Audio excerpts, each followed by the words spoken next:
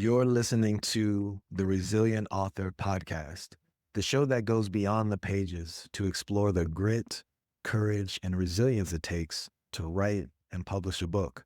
I'm your host, Carrie Human, and each week I sit down with authors to uncover the stories behind their stories, the challenges they faced, the breakthroughs they experienced, and the wisdom they've gained along the way.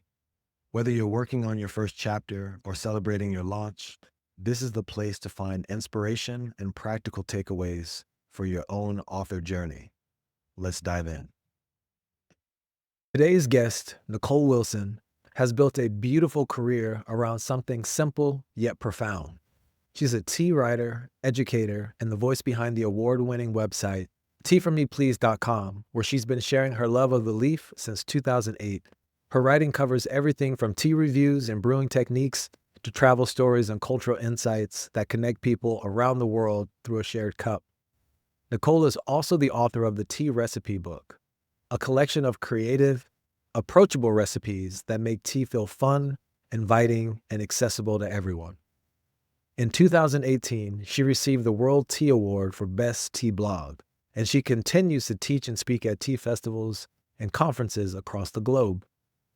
In our conversation, Nicole opens up about her journey, from writing her first book under a tight deadline to finding strength and calm through tea during seasons of change. We also talk about her recent trip to Japan to study with the Global Japanese Tea Association and what that experience taught her about patience, craftsmanship, and the art of slowing down. For listeners who may not know who you are yet, what is the Tea Recipe Book about, and what do you hope readers will take away from it? Thank you so much for having me. So, the Tea Recipe Book is a collection of recipes for ways to incorporate tea into just about anything. There's hot teas, lattes, bubble tea, cookies, cocktails, just about anything you can think of. Tea is a really versatile ingredient. I would say the thing I want people to come away with is that they can feel free to play with tea and experiment, try new flavors, try new things, and not feel too intimidated by it. Feel free to play with tea. You don't hear that often, so I'm excited to dive into this a bit more.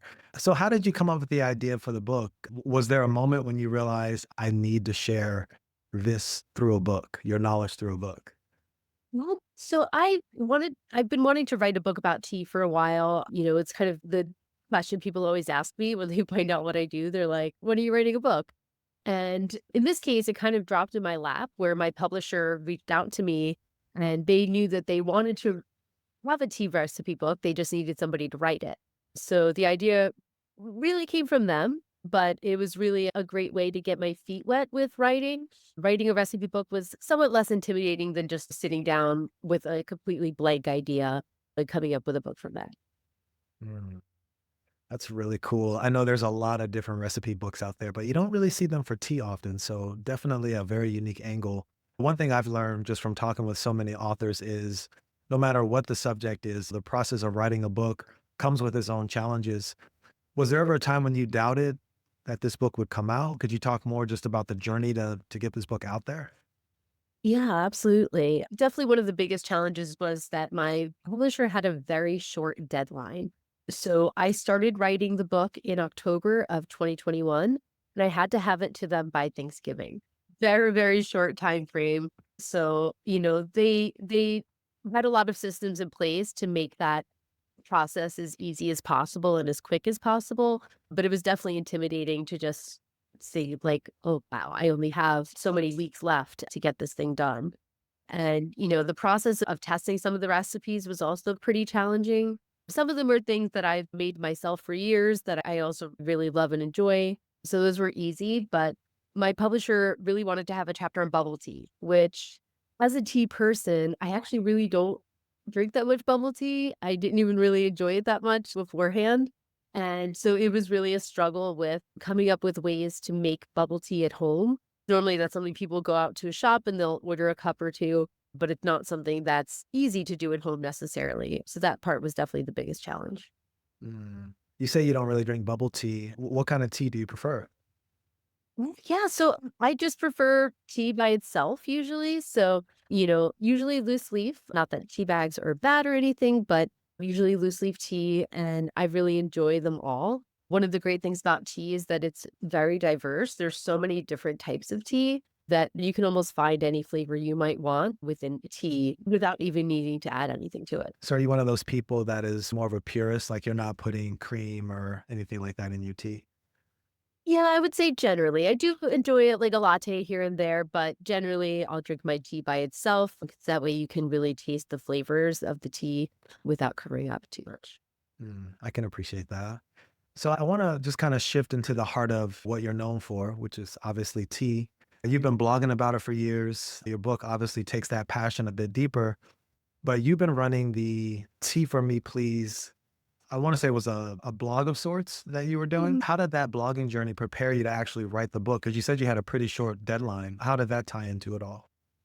Yeah, absolutely. I think it was actually really good training, especially for the short deadline that I had, because the publisher had kind of broken the book up into these smaller chunks so that I could focus on just this one chapter, just this one section. And I kind of played a bit of a mind game with myself where I was like, well, it's not much different than writing a blog post, if this section is 600 words, that's about what I would write in a typical blog post. So I tried to like play this mind game where I convinced myself that, you can do this because you've written lots of things that are that many words. But thankfully it worked. I had no idea there was a World Tea Award, and that's really cool that you won that. What did it take? Was it a voting system? How did you even win that award? Yeah, so it was like a public voting for basically, the tea industry. So Oh, people who have run tea wholesale companies, tea businesses, all voted. There was a round of semifinals where they voted, and then they had an award ceremony where they announced. Definitely winning that was super special recognition. well, congratulations. I had no Thank idea that even existed. So, obviously, your book is so much more than recipes. You introduce readers to traditions, even tools like the tools of tea making. For you, what felt most important for you to capture so readers didn't just make tea, but could actually start to understand it and appreciate it for what it is? Yeah, absolutely. I would say definitely one of my main goals was to be as approachable as possible. A lot of people find tea intimidating. Anything that's not in a tea bag is very foreign, especially for a lot of people in the US. We're not necessarily a tea drinking country per se. And so a lot of people are like, oh, I don't have all the fancy tools. I don't have all these gadgets and gizmos, so I can't do tea. And so I really wanted to, the tools that are used often in the recipes are things that people just have in their kitchen, simple tools that you just have in your house already in order to make it as easy as possible. Sometimes I'll buy a cookbook and then I read the recipe and I'm like, what the heck is that? Where do I get it? They're not necessarily written from an approach of what people have accessible to them. So I definitely wanted to make sure that anybody could make any of these recipes, even if they didn't have fancy tools. So, you and I both know, I'm sure the listeners know that tea is very sensory, the aroma, the taste, even the ritual of preparing it. How did you approach translating something so experiential into words on a page? Again, I know you have the blog, but what was the process of bringing that onto the page? Yeah, so generally for the recipes, I just, wrote a small blurb, just kind of breaking down what this thing tastes like, which is a skill that I've kind of developed over the years. On my blog, I also review teas and tea products. And so basically, in writing thousands of tea reviews, I've learned to really be able to articulate what I'm tasting. It makes it easy for other people to understand. So that was definitely my approach when I was kind of, describing the different recipes in the book. I might have missed this as I was looking through your book, but like, when did you actually start really getting serious about tea? I just kind of want to, like, what's your beginning point? Yeah, so I started my blog in 2008. And I would say Wow. maybe 2 or 3 years in was when I really started taking it more seriously. It wasn't necessarily started as a thing for other people to see. It was really started as a log for myself of my journey with tea. But people started reading and coming to me for the answers to the questions that they had on tea. And that's when I took it as more of a almost like a responsibility in a way, trying to learn as much as I can so that I can share that with other people. It's really been a journey. I would say in the last 5 years or so, I've really gotten much more serious about it. So I've taken different trainings and courses in order to develop my skills. And especially, I found a term that I always had a hard time describing what I do. I tried on lots of different phrases and words to describe because, it's not something that a lot of people do. And so, I just couldn't find the right fit. And then I asked for advice in a Facebook group, and someone was very insightful in the comments and they said, "Oh, you're a tea educator." And that was kind of a light bulb moment for me where I was like, that's what I've been doing this whole time. I just didn't necessarily have the name for it. And so I've kind of just taken that on as, I'm a tea educator. And that really is kind of the driving force behind everything that I do now. So would you say tea educator is what a sommelier would be to wine? Is that kind of how you would look Not at it? similar, I would say. There are tea sommeliers. So Okay. there's organizations where, it's a title that you earn after doing so much courses and testing and proving your knowledge. I'm in the process of getting that done. So I wouldn't quite call myself a sommelier just yet, but definitely I would say it's comparable in kind of like what your duties are, I would say. Wow, I had no idea. So just shifting gears a bit here, Nicole, tea has always been about connection for me at least, whether it's a quiet personal ritual or just a way to gather with friends. How did writing this book shift your own relationship with tea? I know you said you started in like 2008, but were there any shifts for you during this process? Yeah. Well, I would say probably the biggest shift is a lot of what I do is online based. So it's me sitting at home in front of my computer. We do things by like Zoom or video calls, but the book really got me out there more doing things in person, much more than I had ever done before. And Mm. so I'm really kind of grateful for that because it's been really cool to connect with people. Tea really is a connector, like you said. And so the book has really been a great tool for getting myself out there in my local community and even nationally. I did a talk on cooking with tea at the Toronto Tea Festival, which isn't something I had ever done before and probably wouldn't have happened if I didn't write the book. Mm. Speaking of the Toronto Tea Festival, before we started the interview, you mentioned something about having the opportunity to travel to Japan to talk about tea. Would you mind diving into that a bit more? Yeah, so I just returned from a 2-week long trip to Japan in Kyoto. I studied with the Global Japanese Tea Association, taking their Japanese tea master course. So it was really just a very intense, in-depth deep dive into Japanese tea. We visited tea farms, we got to pick our own tea, go to different tea stores in different cities nearby. It was really just an amazing experience to, it's one thing to read about something, it's another thing to experience it in person. It was definitely a dream come true for me. And you said you were invited to that, or anyone can Well, go? it's a course I was taking. They do a series of tea educational courses focusing on just Japanese tea.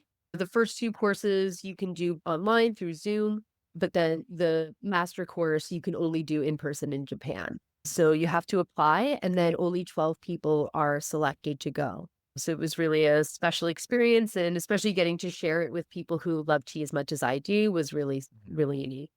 Wow, that sounds like a really cool experience. Were there translators there? Did you have to speak Japanese? Like, how did that work? Yeah, so thankfully our most of our teachers were able to translate for us. So the course is done in English, but we had students from 9 different countries. And then the teachers were able to, especially when we went out into the countryside, in the big city, a lot of people do speak English. It's easier to communicate. But once you go out to the countryside where the tea farms are, it's not as common for people to be able to communicate in English. So it was great to be able to have them translate for us so that we were able to hear things right from the source. That is really cool. I had no idea.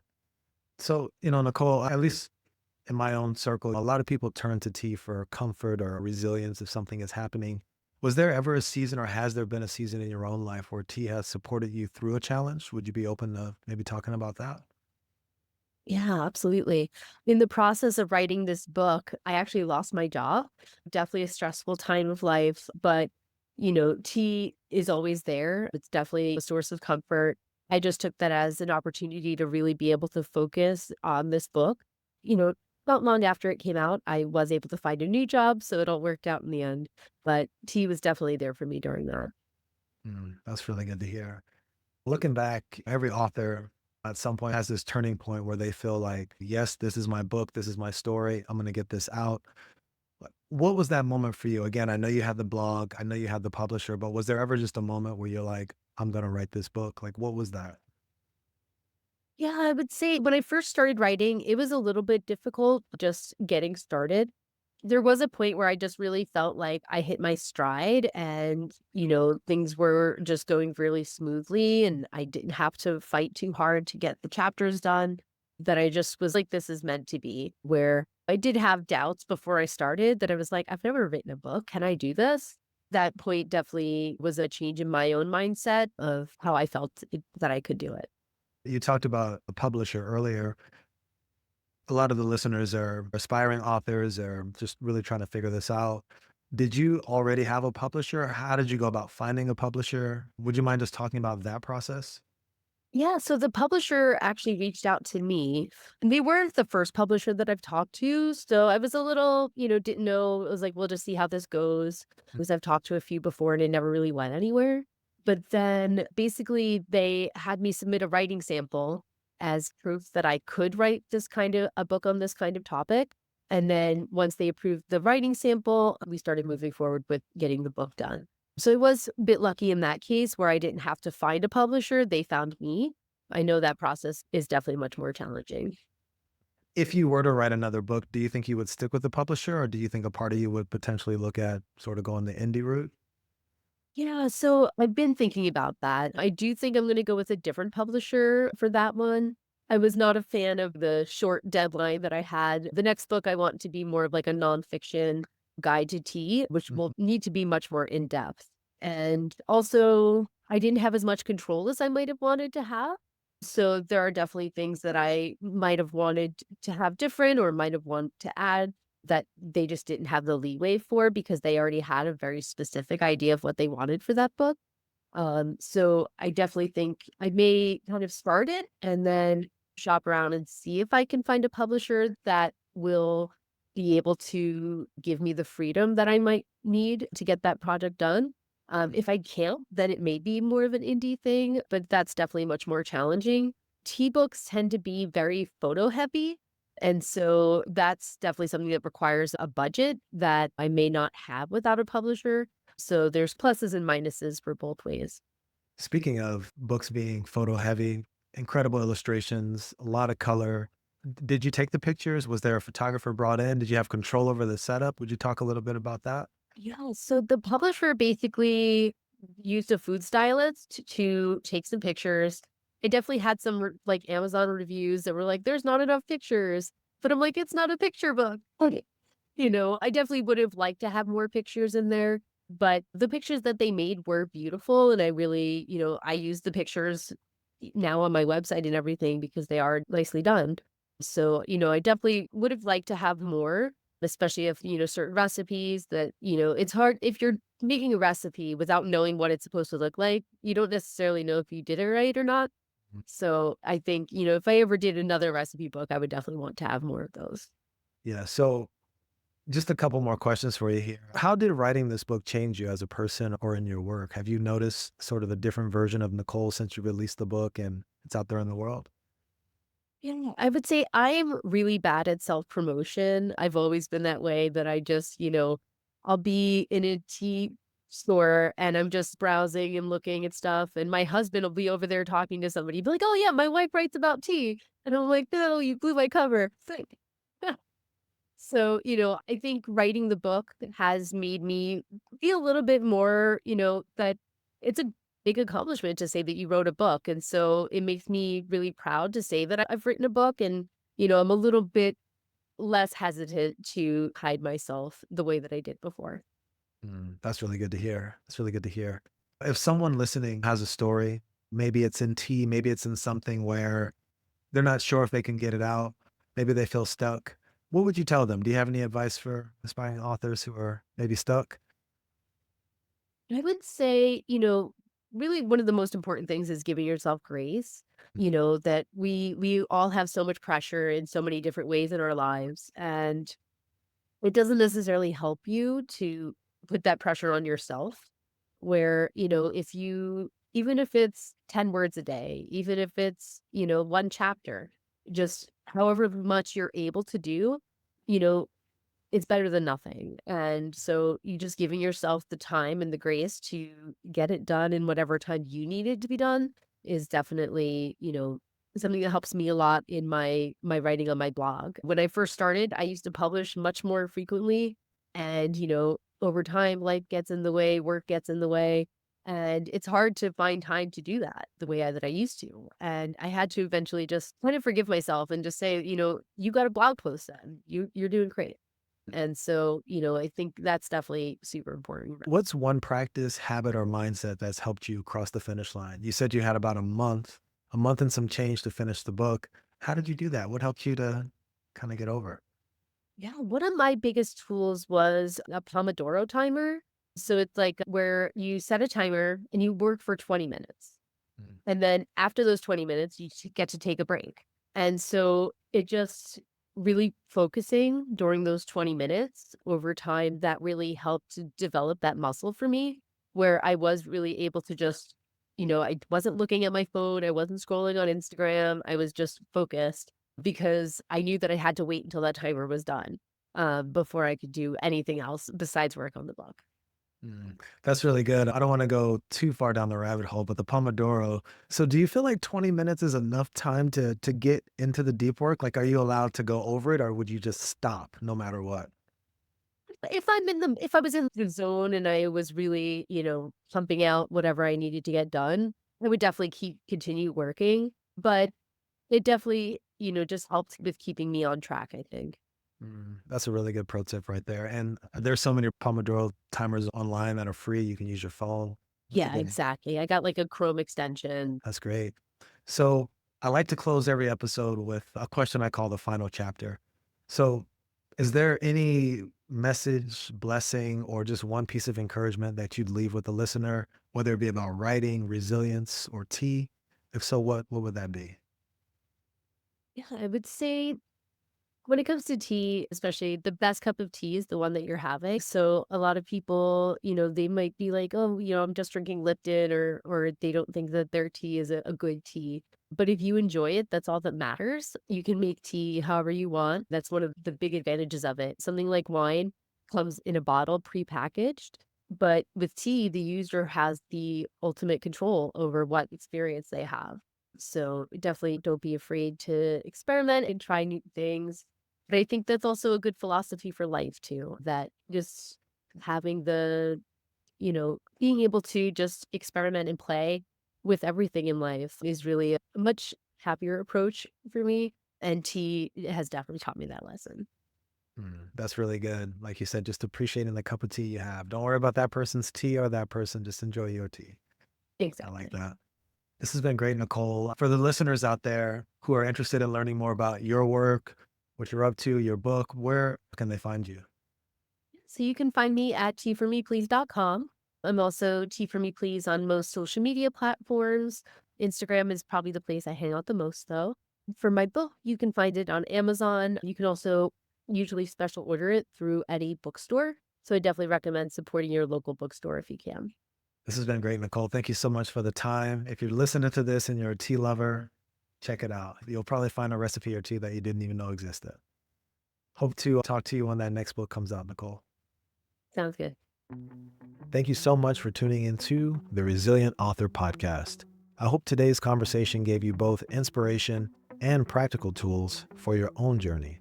If you've been carrying the idea for a book, but haven't started, or you started and feel stuck, I'd love to invite you to join my 5-day Speak Your Book Challenge. In just 5 days, you'll speak the outline of your first draft and discover how to turn it into a finished manuscript and a published book. You can join anytime at voicetobook.co/challenge. Until next time, keep going, stay resilient, and remember, your story matters.